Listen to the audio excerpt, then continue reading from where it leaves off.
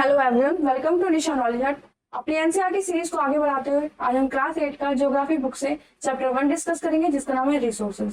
Chapter start करने से पहले जो भी हमारे इस वीडियो पे आ रहे हैं, जो भी हमारे चैनल से विजिट करें, प्लीज लाइक शेयर सब्सक्राइब जरूर कीजिएगा ताकि आगे आने वाले वीडियोस की नोटिफिकेशन आपको रेगुलर मिल सके। स्टार्ट करते हैं अपना चैप्टर। तो एक स्टोरी से स्टार्ट हो रहा है जिसमें मोना और राजू, दो बच्चे हैं, वो अपने मदर की हेल्प कर रहे हैं हाउस को क्लियर करने में, साफ सफाई करने में, जिसमें वो देखते हैं कपड़े, बर्तन, food grains, combs, bottle, honey, books, each of these has a use. That Mona ने बोला कि जितनी भी सारी चीजें हैं इनका कुछ ना कुछ यूज है, इसलिए ये इम्पोर्टेंट है। तो अम्मा ने कहा कि ये रिसोर्सेज है। अब रिसोर्सेज क्या होता है, राजू ने क्वेश्चन किया। माँ ने बताया कि जो भी चीज हम यूज करते हैं, जो भी चीजें हमारे यूज में आती है, वो सारी रिसोर्सेज होती है। अपने आसपास देखो कि जो भी चीजें आप ऑब्जर्व करें, आइडेंटिफाई करें कि आपके आसपास कितने सारे रिसोर्सेज है, कितनी सारी चीजें जिसको आप यूज करते हैं। द वाटर यू ड्रिंक, जिस पानी को आप पीते हो, जो आपकी प्यास को शांत करता है। वो इलेक्ट्रिसिटी जो आप यूज करते हो। रिक्शा जिसमें आप ट्रेवल करते हो, अपने घर जाते हो, अपने स्कूल जाते हो, ये सारी चीजें रिसोर्सेज में आते हैं। Your father has prepared a tasty snack for you, the fresh vegetables he has used are also a resource. Snack prepare कर रहे हैं, खाना बना रहे हैं, उसमें जो वेजिटेबल यूज कर रहे हैं वो भी एक रिसोर्स है। तो आपके घर में ऐसे कौन कौन से रिसोर्सेज है, आप यहाँ पे लिस्ट आउट करेंगे 5 ऐसी चीजों को। वाटर, इलेक्ट्रिसिटी, रिक्शा, वेजिटेबल और टेक्स्ट बुक। इन सब चीजों में एक चीज कॉमन है कि इनकी कुछ ना कुछ यूटिलिटी, इनका कुछ ना कुछ यूज है। तो यूटिलिटी और usability is what makes an object और सब्सटेंस अ रिसोर्स। किसी भी चीज की यूज और उसकी यूटिलिटी उसको एक सब्सटेंस से रिसोर्स बनाती है। How does something become a resource, कोई भी चीज रिसोर्स कैसे बनती है। तो Raju now wanted to know, Raju ये जानना चाहता। तो अम्मा ने कहा resources only when they have a value. Resources वो सारी चीजें होती है जिसके कुछ ना कुछ वैल्यू होती है। इट यूज और utility gives it's a value. किसी भी चीज की यूज, उसकी यूटिलिटी उसको एक वैल्यू देती है, और जितने भी सारे रिसोर्सेज हैं उनकी कुछ ना कुछ वैल्यू है। वैल्यू का मतलब होता है वर्थ, उसकी कुछ ना कुछ कीमत होती है। Some resources have economic value, some do not have. मतलब कुछ चीजें ऐसी होती है, कुछ रिसोर्सेज ऐसे होते हैं जिसके कुछ ना कुछ इकोनॉमिक वैल्यू होती है और किसी किसी की नहीं होती। जैसे कोई मेटल है तो उसकी कुछ ना कुछ इकोनॉमिक वैल्यू, जैसे गोल्ड है, आयरन है, उसकी कुछ ना कुछ इकोनॉमिक वैल्यू है, उसके कुछ अमाउंट होते हैं।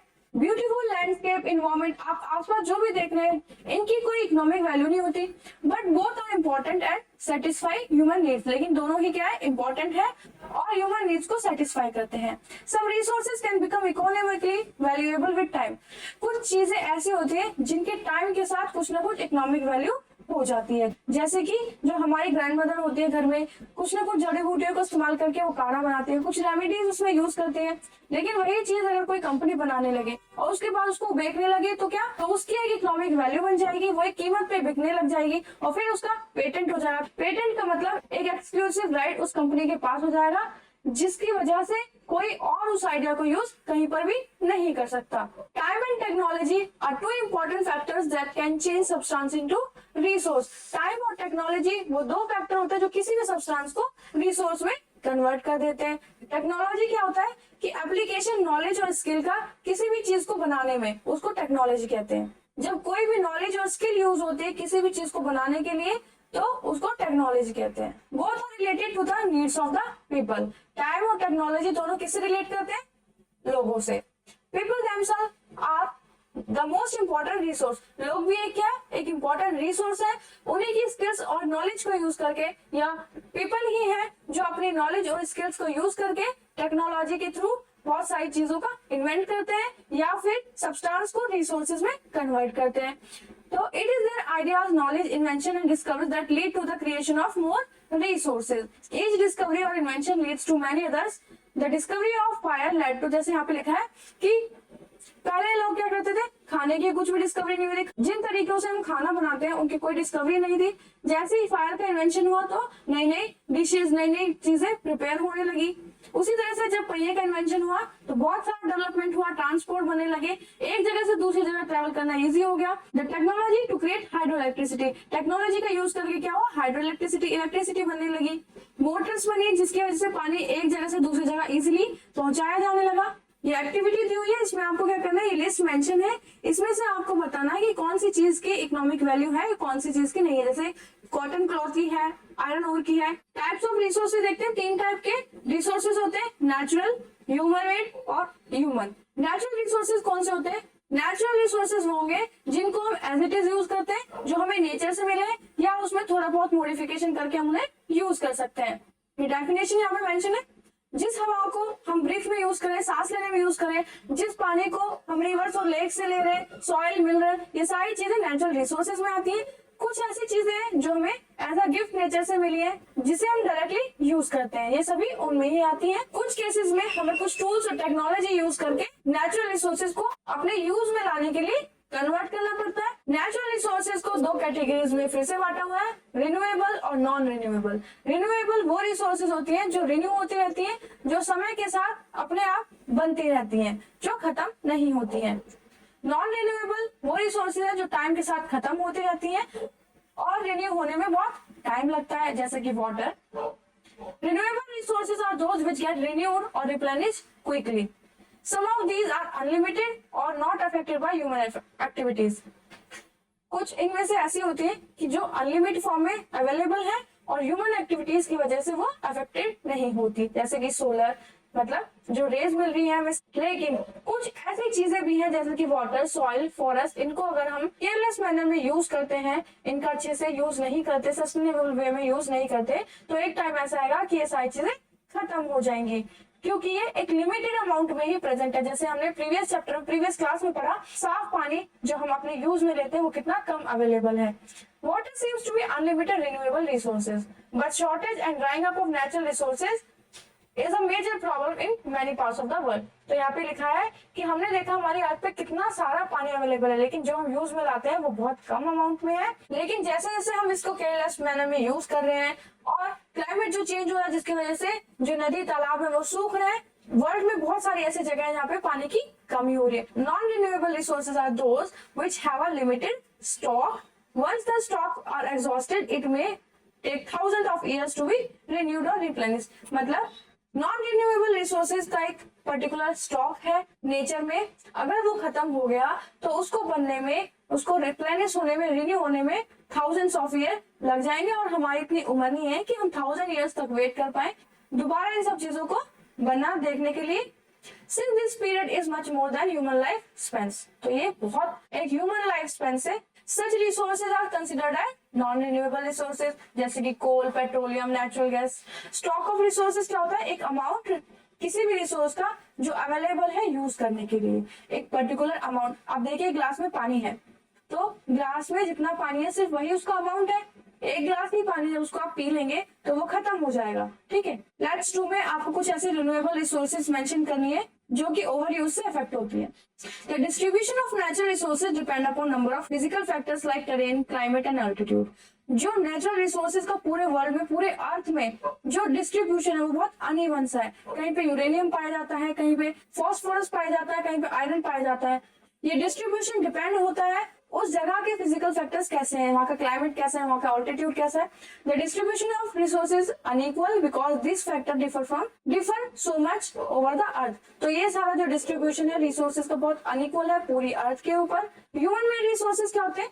Sometimes natural resources become resources only when their original form has been change. कुछ नेचुरल सब्सटेंसेस के जब तक ओरिजिनल फॉर्म चेंज नहीं होते तब तक वो रिसोर्सेज नहीं बन पाते। जैसे कि जब तक हमें नहीं पता था कि आयरन ओर से और एक्सट्रैक्ट करते हैं, तब तक वो लोगों के यूज में नहीं आया। People use natural resource to make buildings, bridges, road, machinery, vehicles.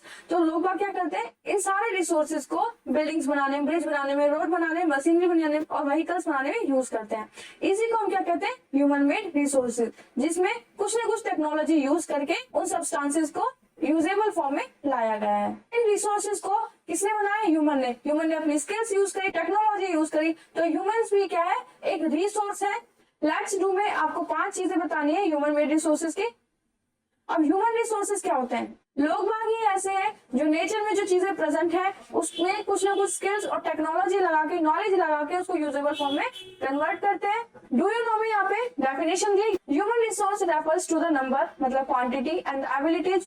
Physically fit है, उसके पास बुद्धि है, नॉलेज है, स्किल है, उसकी हेल्थ है, जिसकी वजह से वो एज अ ह्यूमन रिसोर्स की तरह वर्क करते हैं। Though there are different views regarding treatment of humans as a resource.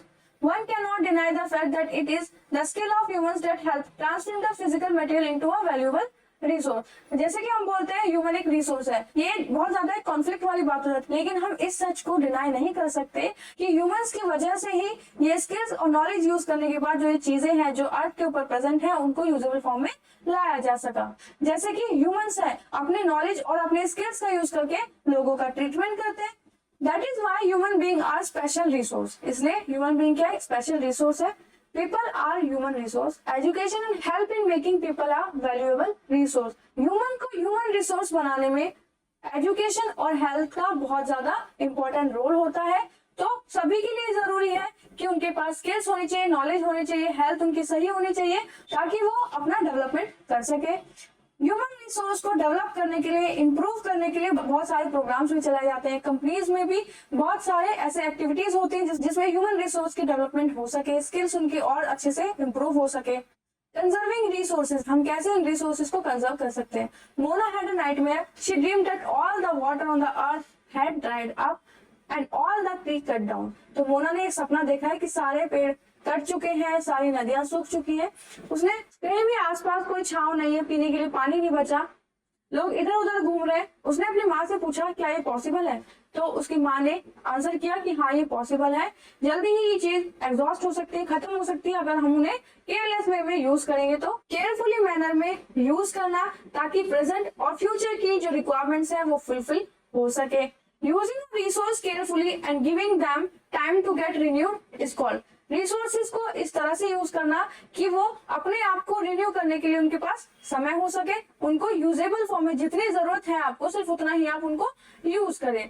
Balancing the need to use resources and also conserve them for the future is called sustainable development. एक balance बना के चलना जो आप use करें resources का और उनको कंजर्व भी करना है साथ के साथ, तभी सस्टेनेबल डेवलपमेंट हो पाएगा। सस्टेनेबल डेवलपमेंट में फ्यूचर की सोची जाती है, फ्यूचर के बारे में सोच के आगे काम किया जाता है। There are many ways to conserving resources. बहुत सारे ऐसे तरीके हैं जिससे हम इन रिसोर्सेज को कंजर्व कर सकते हैं। जैसे जो रिसोर्सेज का यूज है उसको हम कम कर सकते हैं, रिसाइकल कर सकते हैं और चीजों को रीयूज कर सकते हैं, बार बार इस्तेमाल कर सकते हैं। तो यहाँ पे जो पुराने न्यूज़पेपर हैं बच्चे उनसे क्या कर रहे हैं? बैग्स बना रहे हैं ताकि वो उसको यूज कर सके। वो न्यूज़पेपर को रीयूज कर रहे हैं, बैम्बू स्टिक्स की बास्केट्स बना रहे हैं। तो ये सारे बच्चे आपस में बात करें कि इस तरह से हम रिसोर्सेज बचा सकते हैं। I am going to be very careful not to waste water. तो जैसी बोलती है कि मैं ध्यान रखूंगी कि मैं पेपर को बिल्कुल भी वेस्ट ना करूं। मुस्तफा बोलती है कि मैं भी अपने घर में इलेक्ट्रिसिटी वेस्ट नहीं होने दूंगी। Electricity comes from water and coal. Electricity कहाँ से बनती है, कहाँ से आती है, किसकी वजह से आती है? वाटर और कोल। वाटर और कोल को यूज करके इलेक्ट्रिसिटी बनती है। अगर हम ज्यादा से ज्यादा इलेक्ट्रिसिटी यूज करेंगे, जैसे कि जिस रूम में आप नहीं है वहां का फैन चल रहा है तो वो भी वेस्ट होता है इलेक्ट्रिसिटी का। आशा बोलती है कि मैं भी पानी की एक एक बूंद को बचाऊंगी, अपने घर में ध्यान रखूंगी कि मेरे घर में पानी वेस्ट ना हो। Together we can make a difference, trust the children. तो बच्चे कह रहे हैं हम सब मिलके डिफरेंस पैदा कर सकते हैं। तो बच्चे कह रहे हैं इस सब से हम क्या करेंगे? एक डिफरेंस क्रिएट करेंगे और अपने इन रिसोर्सेज को बचा सकते हैं। तो ये सारी चीजें मोना राजू ने करी अपने फ्रेंड्स के साथ। आप क्या करेंगे रिसोर्सेज को कंजर्व करने में? यहाँ पे आपसे पूछा गया है। The future of our planet and its people is linked with our ability to maintain and preserve the life support system that nature provides. तो हमारे प्लैनेट का फ्यूचर क्या है? ये एक लिंक है हमारी एबिलिटी से कि किस तरह से हम मेंटेन और प्रिजर्व कर सकते हैं अपने रिसोर्सेज को, जिससे ये नेचर से जो चीजें मिली है इसको हम सपोर्ट प्रोवाइड कर सकें। और ये हमारी ड्यूटी है कि हम इन सारे रिसोर्सेज को एक सस्टेनेबल वे में यूज करें ताकि जो अर्थ के ऊपर डाइवर्सिटी है वो कंजर्व हो सके और जो नेचुरल इन्वायरमेंट का जो डैमेज हो रहा है वो कम से कम डैमेज हो सके। नेचुरल इन्वायरमेंट कैसे डैमेज होता है कि हम जो पॉल्यूशन फैला रहे हैं, हम जो दिन पे दिन पेड़ काट रहे हैं, इन सब चीजों से क्या हो रहा है? ग्लोबल वार्मिंग हो रही है, अर्थ का टेम्परेचर बढ़ रहा है, जिससे बहुत सारी स्पीसीज खत्म होती जा रही है।